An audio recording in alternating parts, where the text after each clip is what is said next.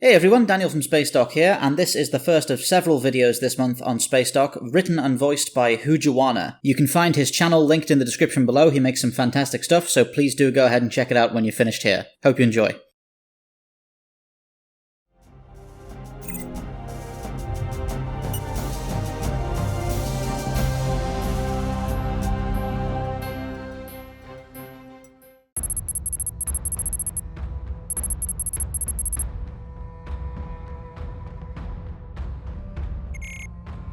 If battlestars and vipers made up the heart of the colonial fleet, the Raptor was its eyes and ears. They were versatile auxiliary craft, capable of filling a great variety of roles, from transport of VIPs and Marines, to scouting and acting as early warning and control for Viper squadrons. The venerable craft could trace its lineage all the way back to the Phoenix and Black Hawk tilt-jet aircraft that were used before the Cylon War. The modern version of the craft entered service sometime near the very end of the war, where it superseded the handful of different designs that were in use before it. Propelled by a pair of inboard engines and powerful RCS, the Colonial Raptor was fully capable of VTOL flight, both in the vacuum of space as well as in atmosphere. Unlike its predecessors, it possessed a small but very accurate FTL drive, allowing much longer journeys than were previously possible. Even trans-atmospheric jumps close to the surface of planets were possible, though the crew needed to be wary of the potential risks that posed. Two stubby wings flanked the forward fuselage, with a hydraulically assisted gull-wing door mounted on the port side above them. To assist people with boarding, there were grippy surface pads along the port wing, and steps inset into the downward-facing wingtip. On the inside of the cabin, opposite the door, was the electronic countermeasure officer's station. This housed the computers for the DRADIS and other sensors and communications equipment that was on board, and was where the ECO monitored their readouts while the pilot focused on flying. When not at their station, the ECO could join their pilot in one of the two seats on the flight deck. Since the craft was so small, the central console needed to be folded out of the way to provide enough space for the crew to enter their seats. In the event the crew needed to eject, the canopy could blow out, leaving the seats free to blast up and out of the craft. Despite the interior being fully pressurized due to the risk of hull breach and loss of atmosphere, it was standard practice for the crew to wear flight suits, although they only needed to don helmets for combat. Since Raptors were too large for most launch tubes, they had to use a flight deck to launch. The exception to this was on Mercury-class battlestars such as the Pegasus that had a small number of oversized launch tubes that could accept the Raptor. They could still dock directly to external airlock sleeves if the need arose. The standard variant of Raptors were not usually armed, though they did carry a large number of comm drones, decoys and countermeasures in the events that they were forced into combat. By contrast, the assault variant of the craft was much more heavily armed, carrying two Gatling kinetic energy weapons mounted on the wingtips, rocket pods and missile launchers mounted to 4 underslung hardpoints, and 2 large missile pods mounted to either side of the fuselage. All variants also carried emergency supplies in the form of temporary hull breach tools and patching kits, as well as basic medical kits. The most basic role Raptors fulfilled was that of a transport craft, ferrying small amounts of fleet personnel or civilian VIPs from point to point.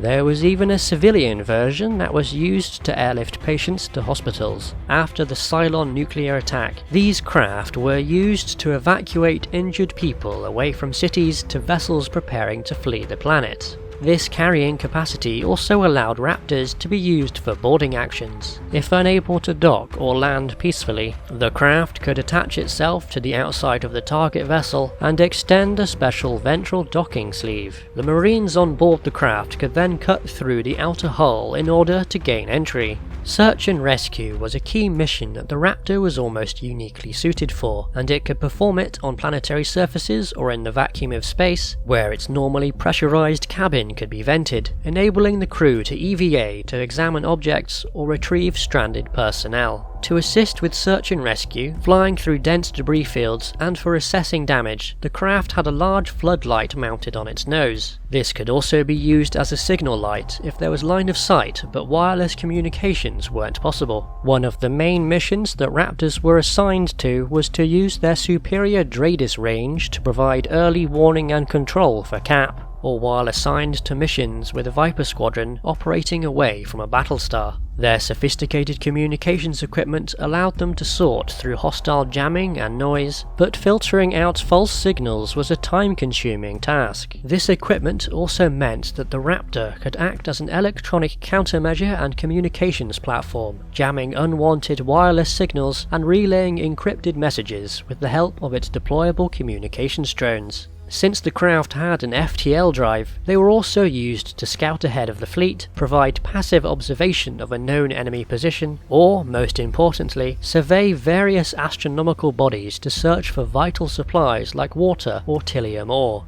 The craft repeatedly distinguished themselves throughout the fleet's long and arduous journey away from the 12 colonies. It was a Raptor that discovered Cobol while on a routine survey mission, and it was a Raptor that delivered a nuclear weapon to the heart of the base star that was guarding it. Starbuck was eventually given the go-ahead to return to the colonies to rescue Samuel Anders and his resistance members using a flight of 20 Raptors. Since it would have taken hundreds of jumps to make the trip using standard FTL drives, a navigation computer salvaged from a heavy raider was integrated into the lead craft. A captive but cooperative Sharon Valeri interfaced with the Cylon computer in order to reduce the jumps needed down to 10. This enabled the rescue mission to pick up the surviving resistance members from Caprica and return to the fleet in a matter of days. It was on the first jump of this mission that Racetrack and Skulls jumped their Raptor to the wrong coordinates, ending up near a habitable planet hidden inside a nebula. After the presidential elections within the fleet, the decision was made to settle on this hidden planet, which they had named New Caprica. 4 months later, the craft played a pivotal role in the Battle of New Caprica. Sharon Agathon, now sworn in as a colonial officer, took a pair of Raptors on a covert mission to link up with the Resistance in order to inform them of Adama's plan. In high orbit, on the edge of the concealing nebula, a squadron of assault Raptors launched a number of decoys, grouped up so as to appear on DRADIS as Galactica and Pegasus, drawing 2 base stars and their raiders away from the beleaguered planet. Long after the fleet had fled New Caprica, their food supplies had become tainted. Their only hope to avoid starvation was to travel through a large star cluster, on the other side of which was a planet with a substantial amount of protein-rich algae present. The fleet needed 2 jumps to clear the star cluster to reach the planet, but the radiation within the cluster would fry the navigation systems of the civilian vessels. Since the systems of the Raptors were hardened against radiation, one was paired with each vessel to shepherd them through, while most of the crews and passengers made the crossing within the safety of Galactica. 5 round trips were needed to bring the entire fleet through the cluster, putting the Raptor pilots at extreme risk of radiation sickness or even death. Despite this, Lieutenant Luann Catrain surreptitiously switched out her spent radiation badge before the last jump. She managed to guide the Pharusadin through at the cost of her life. In the final battle of the Second Cylon War, when Galactica attacked the Cylon colony in order to rescue Hera, a flight of nuclear-armed assault Raptors jumped directly from inside Galactica's non-functional starboard flight pod to a flanking position in order to covertly board the colony from another location. It was after this jump, but before they had landed, that Racetrack's Raptor was struck with debris. All on board were killed, but not before they managed to arm and prime the nuclear missiles that they carried. After the battle was over, another debris strike caused Racetrack's body to shift, hitting the launch button and firing a full salvo at the colony. It sustained heavy damage and was knocked out of its delicate orbit around the black hole. The Raptor was an effective auxiliary craft for the colonial fleet during the 50 years they were in service for, no matter the variant. As the design evolved and changed, many capabilities were added or removed, eventually leading to the highly effective ECM, scout and transport craft present within the fleet at the fall of the colonies. During humanity's exile and journey away from their home system, the Raptor continued to show just how capable it was, proving to be a veritable workhorse for the fleet, and key to humanity's continued survival. Thank you for watching Spacedock. If you're interested in supporting the channel, please do check out the links on the screen right now or in the description below for our Patreon and channel membership services. Anything you can pledge goes towards improving our team and our equipment and allowing us to put together bigger and more exciting video projects for you guys on the channel.